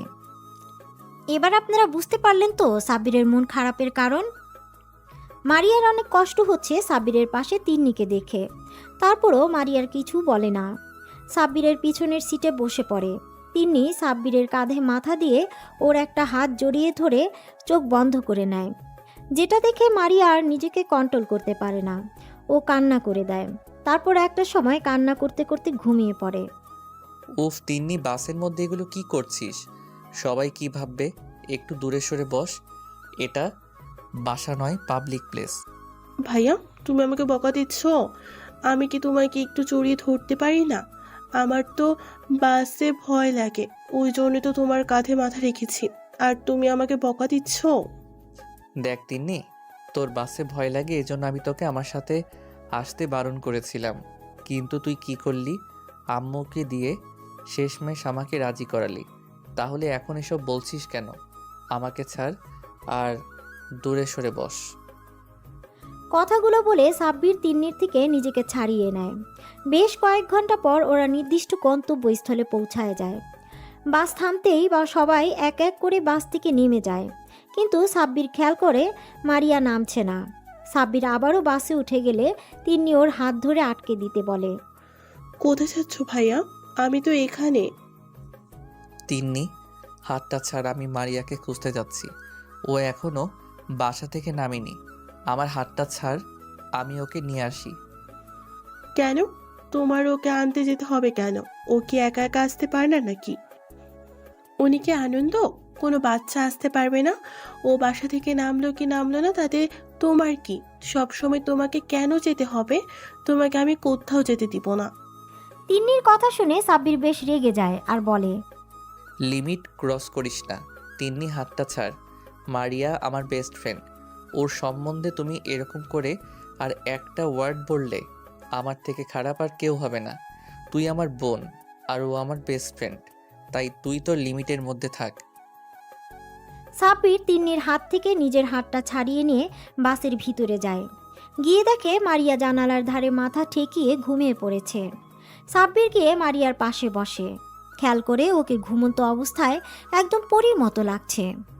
মারিয়ার মায়াবী মুখটা সাব্বিরের কাছে এত সুন্দর লাগছে, মনে হচ্ছে এই মুখের দিকে তাকিয়ে থেকেও সারাটা জীবন পার করে দিতে পারবে। কতক্ষণ এভাবে তাকিয়েছিল সাব্বিরের জানা নেই। একটু পর মারিয়া চোখ মিটমিট করে তাকিয়ে দেখে সাব্বির এক ঘোর লাগা দৃষ্টিতে ওর দিকে তাকিয়ে আছে। মারিয়াকে এমন ড্যাব ড্যাব করে তাকিয়ে থাকতে দেখে মারিয়া বেশ খানিকটা লজ্জা পায়। মারিয়াকে এমন ড্যাব ড্যাব করে তাকিয়ে থাকতে দেখে মারিয়া বেশ খানিকটা লজ্জা পেয়ে যায়। ও তখনকার সব ঘটনা নিমিষেই ভুলে যায়। হালকা কাশি দিয়ে সাব্বিরের ধ্যান ভাঙানোর চেষ্টা করে, কিন্তু কোনো লাভ হয় না। সাব্বির যেন একটা অন্য জগতে চলে গেছে। শেষমেশে মারিয়া বাধ্য হয়ে সাব্বিরকে ধাক্কা দিয়ে ডাকতেই ও হকচকিয়ে যায়। মারিয়ার এরকম কর্মকাণ্ডে সাব্বির এদিক ওদিক তাকিয়ে বোঝার চেষ্টা করছে যে ও এতক্ষণ কি করছিল। যখন নিজের করা বোকামির কথা বুঝতে পারে তখন আমতা আমতা করে বলে, না মানে আসলে হয়েছে কি, আমি তোমাকে নিতে এসেছিলাম। সবাই বাস থেকে নেমে গেছে, কিন্তু তোমাকে কোথাও দেখতে পাচ্ছিলাম না। তাই ভাবলাম বসে আছো আর এসে দেখি তুমি ঘুমাচ্ছ, তাই তোমাকে জাগানোর ইচ্ছা হয়নি, সেজন্যই অপেক্ষা করছিলাম। আচ্ছা তাই বুঝি। তো আমার ঘুম যেন হাওয়া ভাঙে, সেজন্য কি তুমি নিজেও ঘুমিয়ে গেছো? আমি কখন থেকে তোমাকে ডাকছি আর তুমি অন্য জগতে চলে গেছো? মারিয়ার কথা শুনে সাব্বির মাথা চুলকাতে চুলকাতে বলে, সাব্বিরের কথাতে মারিয়া আবারও একটা ভুবন ভুলানো হাসি দেয়, যে হাসিটা সাব্বিরের বুকের বা পাশে গিয়ে লাগে। তখন ও নিজেও হাসে। বাসের মধ্যে দুজনে হাসির শব্দ শুনে তিন্নি আর বাইরে থাকতে পারল না। ও বাসের ভিতরে উঠে এসে দেখে যে সাব্বির আর মারিয়া হাসছে। মারিয়া হাসতে হাসতে একেবারে সাব্বিরের গায়ের উপর ঢলে পড়ছিল। এমন কিছু দেখে তিন্নি রেগে হনহন করে সাব্বিরদের সামনে এসে বলে, কি হচ্ছে কি ভাইয়া? সবাই বাইরে তোমার জন্য অপেক্ষা করছে আর তোমরা এখানে কি করছো? তুমি এক্ষুনি আমার সাথে চলো। তিন্নি কাউকে কিছু বলার সুযোগ না দিয়ে সাব্বিরের একটা হাত ধরে টানতে টানতে নিয়ে যেতে লাগলো। তিন্নির এমন বিহেভিয়ারে মারিয়া তখনকার কথাগুলো মনে পড়ে, আর সাথে সাথে ওর মন খারাপ হয়ে যায়। তিন্নি সাব্বিরকে নিয়ে চলে যায়, আর মারিয়াও ওদের পেছন পেছন বাস থেকে নেমে পড়ে। মারিয়া ওর বান্ধবীদের সাথে আড্ডা দিতে লাগলো। সবার সাথে আড্ডা দিয়ে মারিয়ার মনটা ভালো হয়ে যায়। তারপর ওরা সবাই মিলে যে হোটেল বুক করেছিল সেখানে চলে যায়। হোটেলের প্রত্যেকটা রুমে 5 জন করে থাকতে পারবে। মারিয়া ওর বান্ধবীরা একটা রুমে চলে যায়। আর এই দিকে সাব্বির ভাইয়া, আমি ওই মেয়েগুলোর সাথে এক রুমে থাকবো না। তুমি কিছু একটা করো। আমি কিভাবে তোমাকে ছাড়া থাকবো? আমার রাতে একা ঘুম আসবে না। আমি নতুন জায়গায় ঘুমাতে পারি না। নতুন জায়গায় একা একা থাকলে আমার অনেক ভয় লাগে। তিন্নির কথা শুনে সাব্বির রেগে গেল আর বলল, তিন্নি, তুই কি বলছিস এসব? তোর কি মাথা ঠিক আছে? তুই কি পাগল টাগল হয়ে গেলি নাকি? তুই কি ছোট বাচ্চা নাকি যে তুই আমার রুমে থাকবি? তোকে আমি আগে আসতে বারণ করেছিলাম, আর এখন এখানে এসে এরকম নাটক করছিস? এসব নাটক বন্ধ কর। তোকে কি একা একটা রুম দেওয়া হয়েছে যে তুই একা থাকতে ভয় পাবি? তোর সাথে ওই রুমে আরও 4টে মেয়ে থাকবে, আর আমার এই রুমে আরও 4টে ছেলে থাকবে। এখন ঢং না করে সোজা নিজের রুমে যা। অনেক রাত হয়ে গেছে, রুমে গিয়ে ঘুমিয়ে পড়। কালকে সকালে আবার বেরোতে হবে, তারপর রাতে আবার এখান থেকে বাসায় ফিরতে হবে। ভাইয়া ভাইয়া, তুমি আমাকে এমন করে বলতে পারলে? আমি ওদের সাথে থাকবো। ওরা কি আমার পরিচিত নাকি? পিচ্ছি পড়ি, এই পাগলি, তুই কান্না করছিস কেন? দেখ, আমি তো শুধু তোকে কথাগুলো বোঝানোর জন্যই এমন করে বললাম, না হলে তুই তো আমার কথা বুঝতেই চাইছিলি না। এখন কান্না বন্ধ করে রুমে যা, ফ্রেশ হয়ে ঘুমিয়ে পড়। আচ্ছা ঠিক আছে, যাচ্ছি। কালকে কিন্তু তুমি আমার সাথে করবে, আর কারোর সাথে না। কথা দাও, তবেই আমি যাব। আচ্ছা ঠিক আছে। সত্যি? Thank you thank you thank you thank you ভাইয়া, I love you. Tinni room থেকে চলে যায়। পরের দিন সকালবেলায় সবাই রেডি হয়ে নাস্তা করে হোটেলের বাইরে অপেক্ষা করছে সবার জন্য। সবাই নিচে আসলে প্রিন্সিপাল স্যার মানে মারিয়ার আব্বু বলে, সবার উদ্দেশ্যে বলছি, কেউ একা কোথাও যাবে না, সবাই সবার সাথে থাকবে। প্রিন্সিপালের কথাতে সবাই সম্মতি জানায়। তারপর সবাই ঘুরতে বেরিয়ে পড়ে। অন্যদিকে মারিয়া শুধু দূর থেকে সাব্বিরকে আর তিন্নিকে ফলো করছে। সাব্বিরের পাশে তিন্নিকে মারিয়া কিছুতেই মেনে নিতে পারছে না। মারিয়ার ভেতরটা কষ্টে ফেটে যাচ্ছে, কিন্তু কারোর সামনে প্রকাশ করছে না। মারিয়া অন্যমনস্ক হয়ে বান্ধবীদের সাথে ঘুরছে আর সাব্বিরকে ফলো করছে। সাব্বির যখনই মারিয়ার দিকে তাকাচ্ছে তখনই মারিয়া জোর করে হাসার চেষ্টা করছে। একটা সময় ওরা সবাই মিলে একটা লেকের পাড়ে আসে। লেকের পাড়ে আসতেই মারিয়ার বান্ধবীগুলো ওকে বলল, দেখ মারিয়া, তুই কিন্তু একদম লেকের ধারে যাবি না। তুই যে সাঁতার জানিস না সেটা কি তোর মনে আছে? একবার যদি পা পিছলে পড়ে যাস তাহলে এখান থেকে না আর বেঁচে ফিরতে পারবি না। মনে আছে রে দোস্ত, সবই মনে আছে, আমি কিছুই ভুলিনি। মারিয়াদের এই সমস্ত কথা তিন্নি আড়াল থেকে শুনে নেয় আর একটা ডেবিল হাসি দেয়। সাব্বির ফোন দিয়ে সুন্দর কিছু মুহূর্ত ক্যামেরা বন্দি করছিল। ও খেয়ালই করেনি মারিয়া কোথায় আছে। একটা সময় ওর বান্ধবীরা সবাই প্রকৃতির অনুরূপ সৌন্দর্য দেখছে আর মারিয়া একা হয়ে পড়ে। আর সেই সুযোগে পিছন থেকে তিন্নি গিয়ে ওকে ধাক্কা দিয়ে লেকের পানিতে ফেলে দেয়। মারিয়া লেকের পানিতে পড়ে সাথে সাথে চিৎকার দিয়ে ওঠে আর বারবার সবাইকে ডাকতে থাকে। তারপর বেশ কিছুক্ষণ মারিয়া চিৎকার করতেই সবাই ছুটে লেকের কাছে এসে দেখে মারিয়া পানিতে হাবুডুবু খাচ্ছে। প্রিন্সিপাল স্যার মারিয়া বলে চিৎকার দেয়। তারপর পানিতে নামতে লাগলে সাব্বির এসে আটকে দেয়। তারপর নিজেই লেকের পানিতে ঝাঁপ দেয়। সাব্বির সাঁতরে মারিয়ার কাছে চলে যায়। তারপর নিজের সাথে জড়িয়ে নেয় মারিয়াকে, পানি থেকে তুলে আনে। মারিয়া অনেক পানি খেয়ে ফেলেছে, যার দরুন জ্ঞান হারিয়ে ফেলেছে। সাব্বির মারিয়াকে পাড়ে শুইয়ে দেয়। তারপর সাব্বিরের 2 হাত দিয়ে মারিয়ার পেটে চাপ দিয়ে পানি বের করতে থাকে। মারিয়া পেট থেকে পানি বের হওয়ার পরেও যখন ওর জ্ঞান ফিরছিল না, তখন সাব্বির ওর হাত ধরে ডাকতে থাকে। মারিয়া পাখি, এই মারিয়া পাখি, প্লিজ চোখ খোলে, একটু কথা বলো পাগলি আমার সাথে।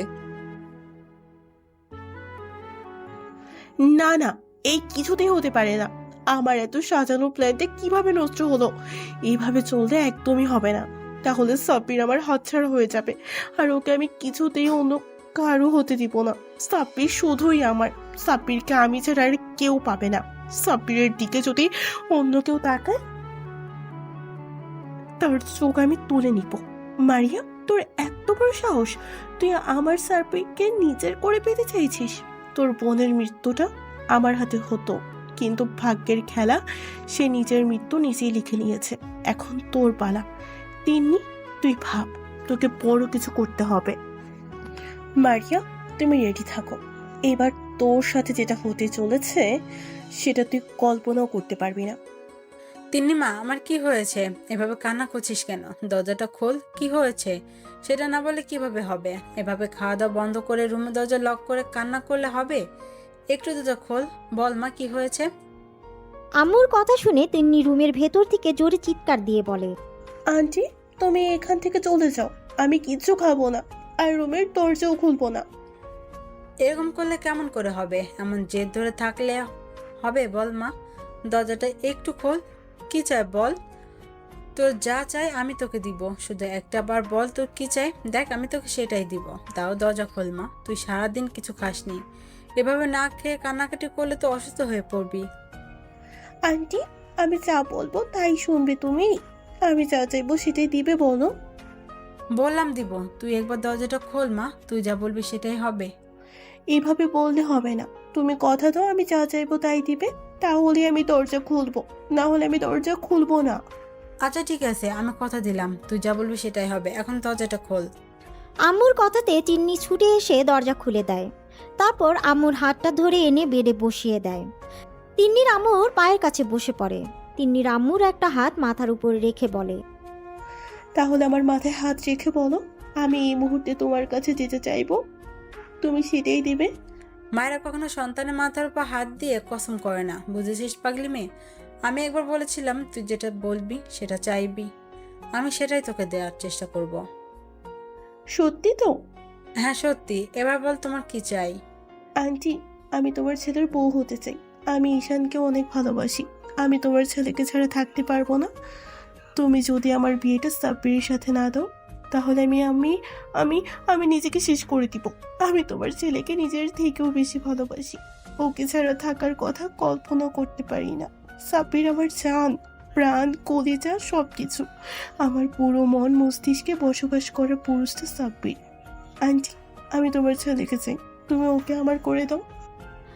আম্মু তিন্নির কথা শুনে চিন্তায় পড়ে গেল। উনি কি করবে সেটা ভেবে উঠতে পারছে না।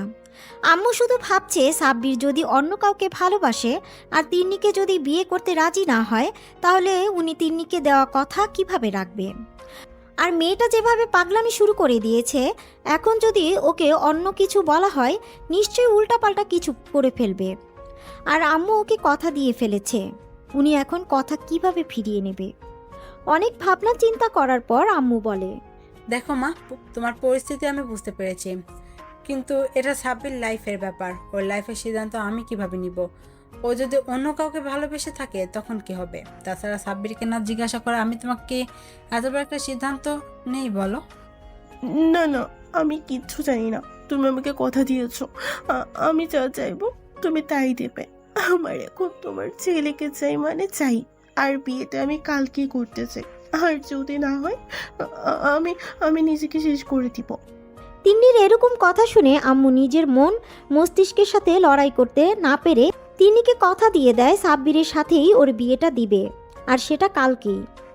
তিন্নি প্রচণ্ড পরিমাণে খুশি হয়, কারণ সবটা ওর প্ল্যান অনুযায়ী হয়েছে। তারপর সন্ধ্যাবেলায় যখন সাব্বির বাসায় ফিরে, তখন আম্মু ড্রয়িং রুমে বসেছিল।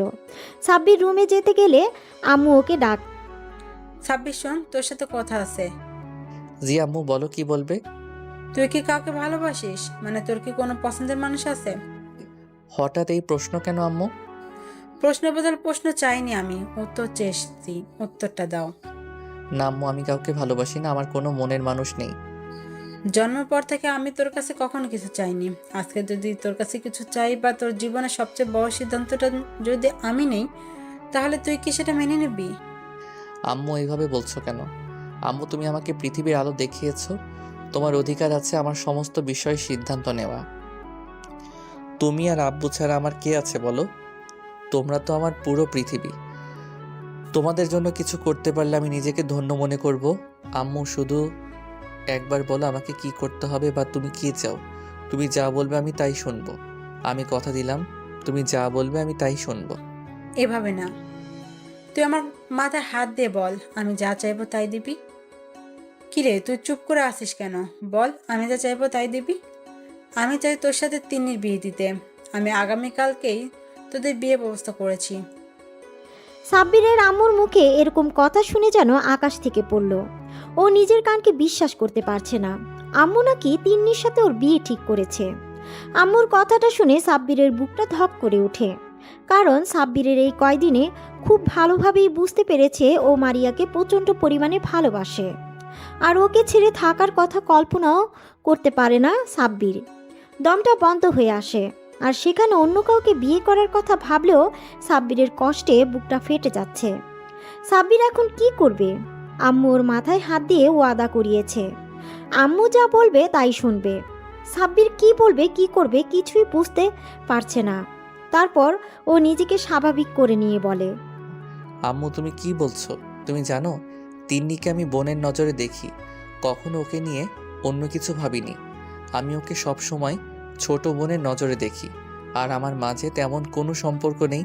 তাহলে কেন তুমি ওর সাথে আমাকে বিয়ে দিতে চাইছো? আমি কোনো প্রশ্নের উত্তর দিতে চাইছি না, আমি শুধু আমার প্রশ্নের উত্তর চাইছি। তুই আমার কথাটা রাখবি নাকি আমার মরামুখ দেখবি? যে মানুষটা জন্ম দিয়েছে, ছোটবেলা থেকে ওকে লালন পালন করে মানুষ করেছে, সেই মানুষটা ওকে এতগুলো বছর আগলে রেখেছে, যে মানুষগুলো ওকে এত ভালোবাসা দিয়ে আজকে এই মানুষের মুখে মরার কথা শুনে সাব্বিরের বুকের ভেতরটা ঢক করে ওঠে। সাব্বির ওর আম্মুর মুখের দিকে তাকিয়ে আর কিছু না ভেবেই বলল, আম্মু, আমি বিয়েতে রাজি। আম্মু, তুমি বিয়ের ব্যবস্থা করো। কথাগুলো বলে সাব্বিরের আম্মুকে আর কোনো কিছু বলার সুযোগ না দিয়ে সোজা নিজের রুমে চলে গেল। তো পরের দিন বৃষ্টি আর ছায়া ছুটে এসে মারিয়ার সামনে দাঁড়ায় আর হাঁপাতে হাঁপাতে বলে, দোস্ত, শুনেছিস? কিরে, তোরা এমন করে হাঁপাচ্ছিস কেন? আর কি শুনবো? তুই জানিস আজকে সাব্বিরের বিয়ে, তাও আবার একটু পরেই। কি বলছিস এগুলো? আমরা সত্যি বলছি, একটু পর ওর কাজিনের সাথে সাব্বিরের বিয়ে। না না, এ হতে পারে না। কি কি বলছিস কি এইসব? তোদের মাথা ঠিক আছে? মারিয়া, আমাদের মাথায় ঠিক আছে, আমরা কোনো নেশা করিনি। আরে আমার আম্মু সাব্বিরের আম্মুর বান্ধবী। আম্মু আজকে সকালে ওদের বাসায় গিয়েছে। আম্মু বলল হঠাৎ করেই নাকি কালকে ওর আম্মু বিয়েটা ঠিক করেছে, আর সাব্বিরও নাকি বিয়েতে রাজি হয়ে গেছে। সাব্বিরের বিয়ের কথা শুনে মারিয়ার চোখ দিয়ে টপ টপ করে পানি পড়ছে। ওর বুকের মধ্যে অসহ্য রকমের যন্ত্রণা শুরু হয়ে গেছে। মারিয়ার কোনো কিছু না ভেবেই সাব্বিরের বাসার দিকে ছুটতে থাকে। তারপর কিছুটা এসে একটা সিএনজি করে সাব্বিরদের বাসার সামনে চলে আসে। মারিয়া সিএনজি থেকে নেমে ভাড়া মিটিয়ে দিয়ে ছুটে বাসার গেটে দরজার সামনে গিয়ে এক নাগাড়ে কলিং বেল দিতে থাকে। একটা সময় আম্মু এসে দরজা খুলে দিতেই দেখে মারিয়া দাঁড়িয়ে আছে। মারিয়াকে দেখে আম্মু বলে, আরে মামনি, তুমি ভেতরে আসো। তুমি অনেক ভালো একটা দিনে আসছো। আজকে আমার ছেলের বিয়ে। আন্টি, সাব্বিরের রুম কোনটা? উপরে গিয়ে ডান দিকে রুমটা। আম্মুর কথাটা শেষ হতেই মারিয়া দৌড়ে উপরে চলে যায়, আর সাব্বিরের আম্মু মারিয়ার যাওয়ার দিকে তাকিয়ে বোঝার চেষ্টা করে কি হয়েছে। অন্যদিকে সাব্বির নিজের রুমের ব্যালকনিতে দাঁড়িয়ে চোখের জল ফেলছিল। এই মুহূর্তে রুমে কারো উপস্থিতি টের পেতেই চোখের পানি মুছে নেয়। তারপর পিছন ফিরে দেখে মারিয়া কান্না ভেজা চোখে ওর দিকে তাকিয়ে আছে। মারিয়া ছুটে সাব্বিরের কাছে এসে ওর শার্টের কলার ধরে বলে, ওই, তোর সাহস কি করে হয় আমাকে ছেড়ে অন্য কাউকে বিয়ে করার? তুই জানিস না আমি তোকে ছাড়া বাঁচবো না, তোকে ভালোবাসি। তুই কি আমার চোখের ভাষা বুঝিস না? সাবির, আমি তোকে ছাড়া বাঁচতে পারবো না। তুই এই বিয়েটা কখনো করবি না। তুই শুধুই আমার, তুই অন্য কারো না। সাব্বির এতক্ষণ নিজের মনকে এটা বলে সান্ত্বনা দিচ্ছিল যে মারিয়া ওর সিনিয়র আপু, আর মারিয়া হচ্ছে অনেক ধনী পরিবারের মেয়ে। ও কখনো সাব্বিরকে ভালোবাসতে পারে না। সাব্বির মারিয়াকে পাগলের মতো ভালোবাসে, তারপর ও ভালোবাসে সেটা না বলায় রয়ে গেছে। অন্যদিকে মারিয়া সাব্বিরকে এতটা বেশি ভালোবাসে সেটা বলার আগেই সাব্বির ওর লাইফ থেকে হারিয়ে যাচ্ছে। সাব্বির চুপ করে আছে দেখে সাব্বির ওর শার্টের কলার ঝাঁকিয়ে আবারও বলল, এই তুই কথা বলছিস না কেন? আমি কি বলছি তুই শুনতে পাসনি? ভালোবাসি তোকে, আমি তোকে ছাড়া বাঁচবো না। তুই ওই তিন্নিকে বিয়ে করবি না। তুই যদি ওকে বিয়ে করিস আমি নিজেকে শেষ করে দিব। তুই শুধু আমার, না হলে অন্য কারো না। সাব্বির মারিয়ার কথার প্রতি উত্তরে কিছু বলতে যাবে তখনই দরজার দিকে তাকিয়ে দেখে ওর আব্বু আম্মু দাঁড়িয়ে আছে। আর শুধু আব্বু আম্মু নয়, বিয়েতে যে কয়জন লোক এসেছিল সবাই দাঁড়িয়ে আছে, আর সবার পিছনে তিন্নি দাঁড়িয়ে আছে। সাব্বিরকে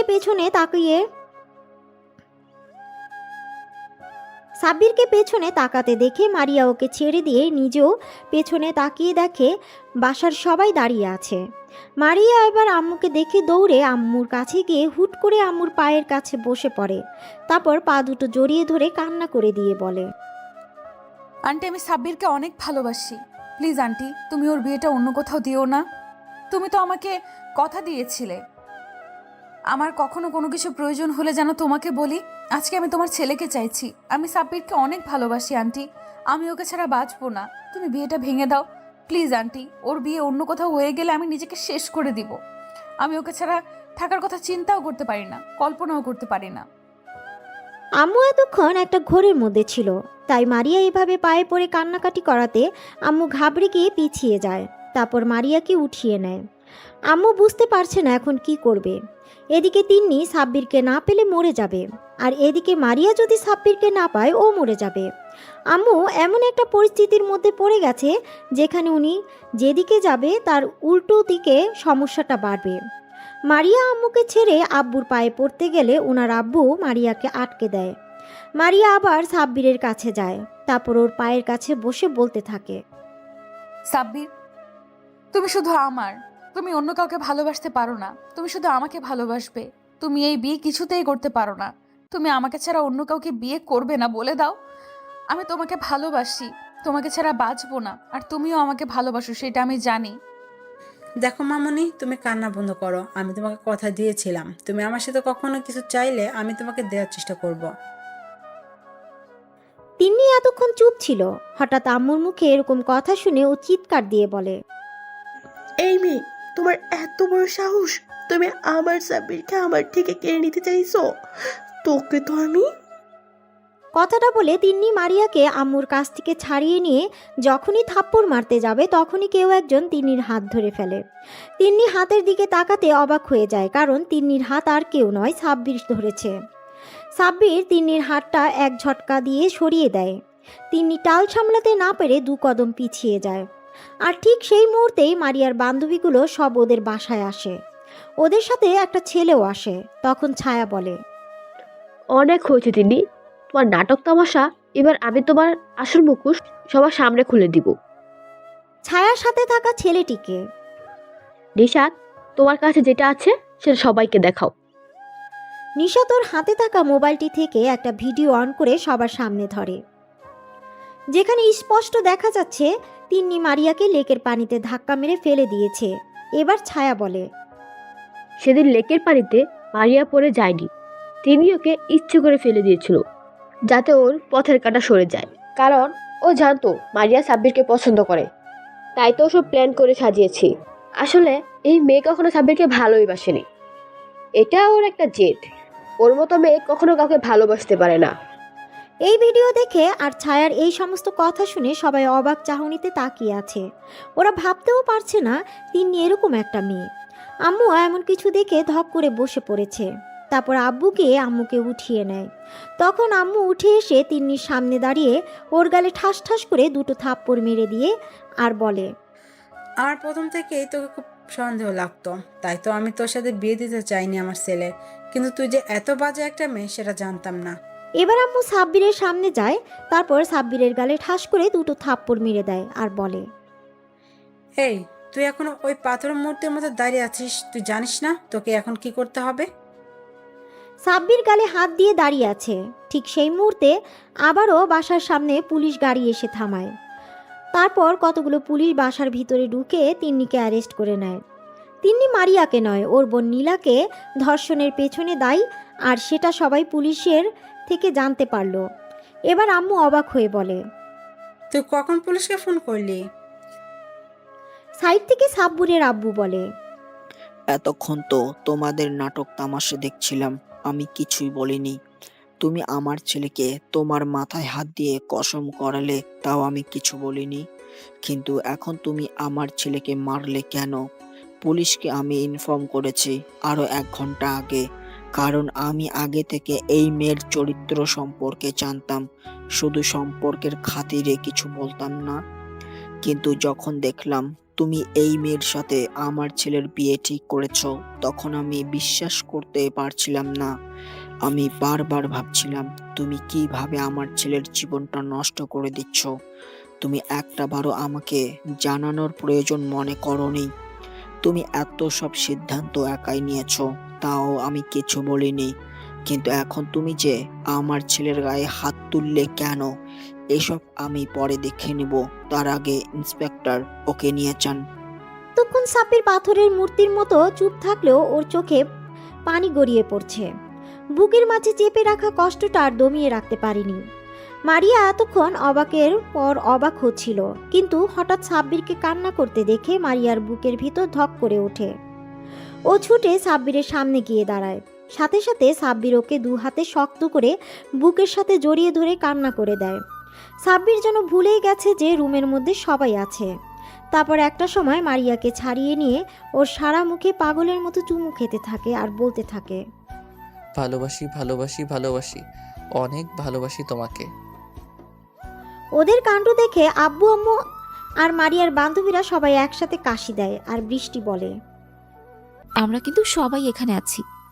যত ভালোবাসা আছে সব বিয়ের পর দেখিও, আমাদের সামনে দেখাতে হবে না।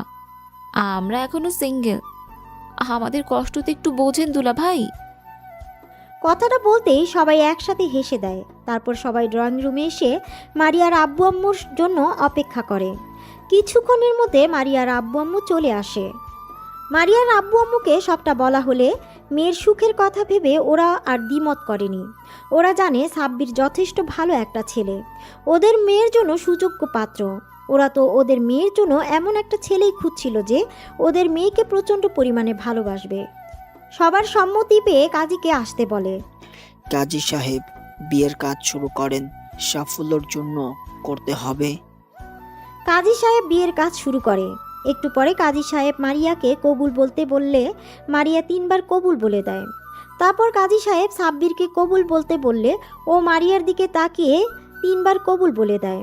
ওরা দুজন একটা পবিত্র বন্ধনে আবদ্ধ হয়ে যায়।